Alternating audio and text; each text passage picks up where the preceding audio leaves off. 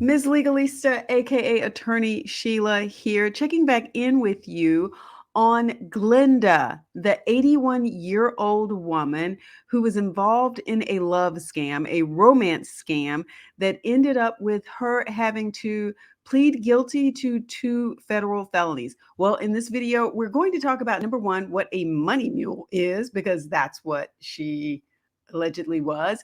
And number two, what happened to her after she pled guilty. Yeah.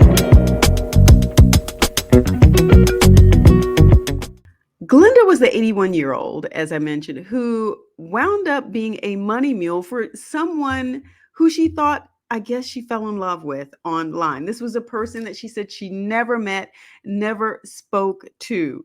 Can you believe it?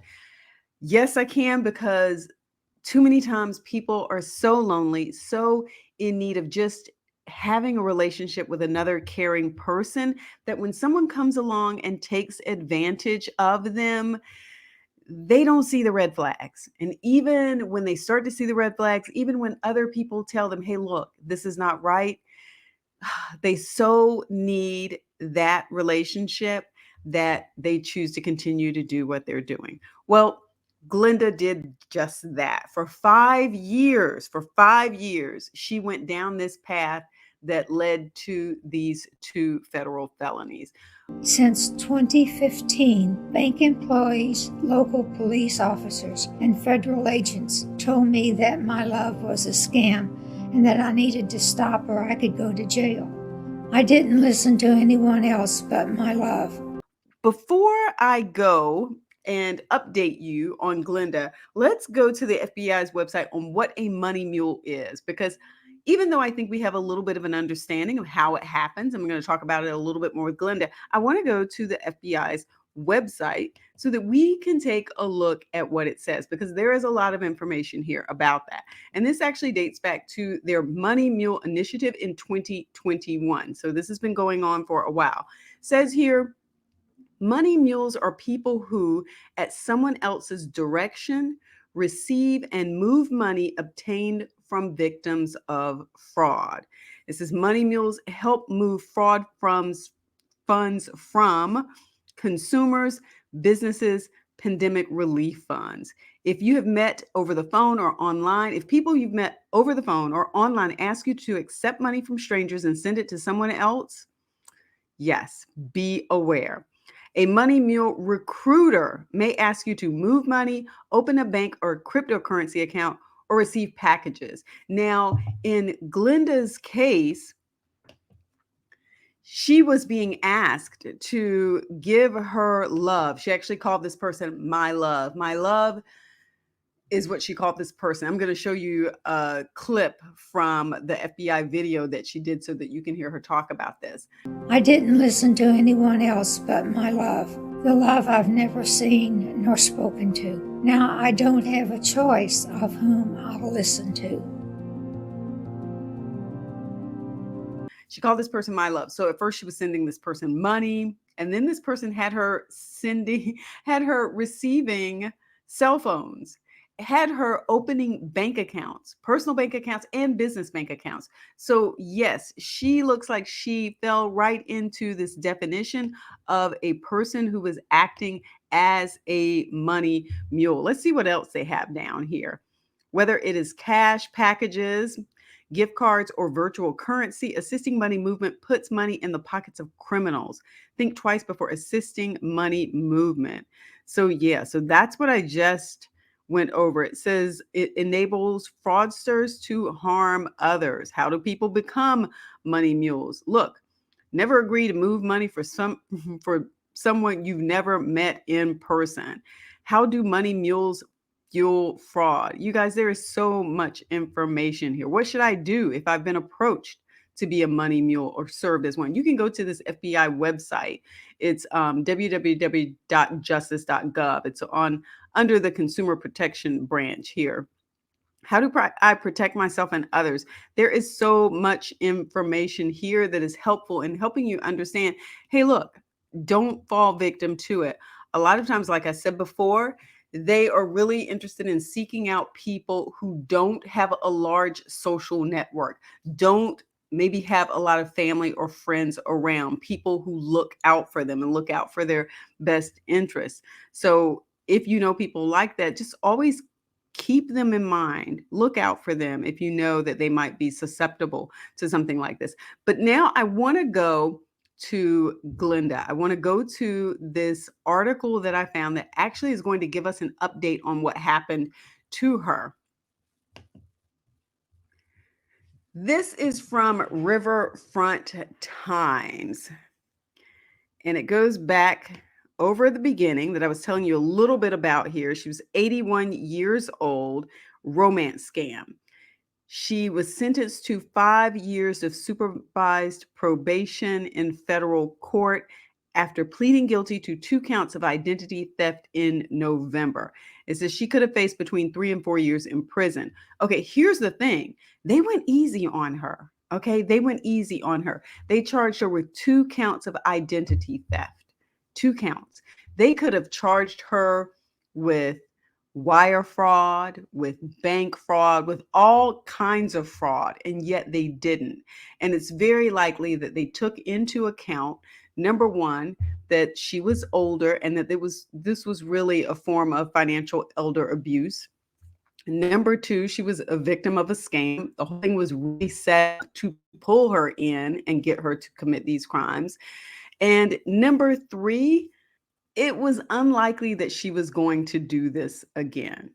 They did give her 5 years of supervised probation. Now, given that she had been doing this for, I think, for about 5 years, then that sort of makes sense.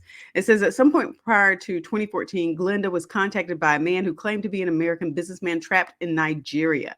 She sent him money and later began to participate in a scheme as a money mule, where she was receiving money from other victims and forwarding it to the man who posed as an online love interest. She opened at least 8 bank accounts, all used to receive ill-gotten funds. Okay, so you've got possible bank fraud there. Now, I'm just saying it's a possibility. So it's possible she could have been charged with something more than just identity theft. This public service announcement, this is what part of her, I want to say, her part of what she had to do in order to plead guilty with this. So it says she collaborated with authorities on a public service announcement about money mules. I have not seen the filing. I don't know if I want to take a look and see if I can find that to find out more details of exactly what happened. But it says in a filing by prosecutors last week, and this is a little bit older, so this is not something that happened this year. Federal attorneys argue for probation. Federal attorneys argue for probation. See? Citing her age, what did I just say? She was older. She's not likely to do this again. And her contrition. So she felt some guilt. She had an awareness later on that this was a crime and that there were possibly other people out there who were being harmed as a result of what she was doing.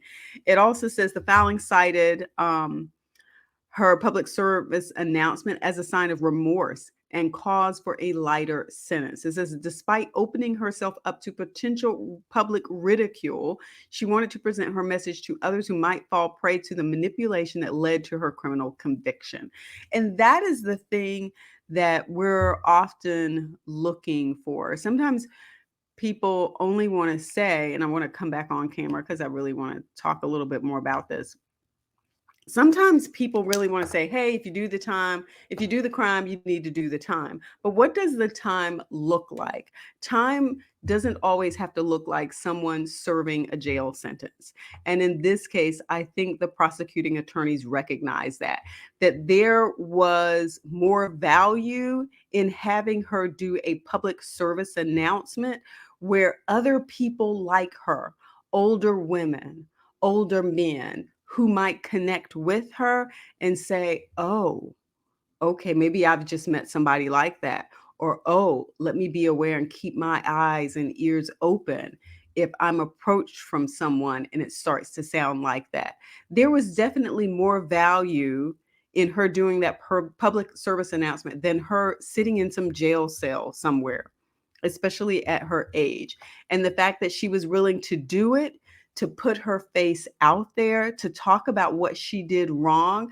The part where she says, even when the FBI and the people at the bank told me to stop and I kept doing it. Like, that's really opening yourself up to have people criticize you.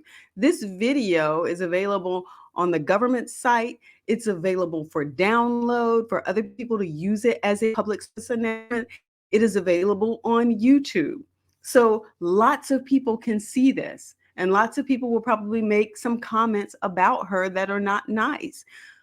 One of the things I would say to those people, though, is imagine your elders, your mother, your father, your grandmother, your great aunts and uncles who might experience this. We don't want to ridicule someone just because they have been taken advantage of at a time when they were probably vulnerable in their life. We are all going to be older at some point in time. There are tons of cases of elder financial fraud and abuse out there. So hopefully we will have people who will keep their eyes on us and make sure that we don't fall victim to people who are out there desperately trying to take advantage of us. So this was a good thing that she did. I hate that she went through this. I don't want to say I'm happy that she only got 5 years probation. What I'm trying to say is I think they came up with something that worked. 5 years probation, doing a public service announcement is very helpful. It lets people know what happened in this instance, and it gives us an idea of what serving the time can look like. Okay, because it's unlikely she was going to do this ever again. And it sounds like she was really remorseful, and the prosecuting attorneys thought that too. So that's the update on Glinda. I hope she is doing very well now. It's been a couple years, I think. I should have looked at the date. It's been a couple years, so maybe she's only got a couple more years of probation left. I hope she is doing well. So if you know of anyone who is in a situation where they're acting as a money mule and they're moving money around, tell them to stop. Tell them to stop. Look out for them, help them out. All right. So I hope this gives you an update on Glinda. Hope this helps you understand a little bit more about money mules, what they look like. And don't forget to give the video a thumbs up. This helped you out, and peace.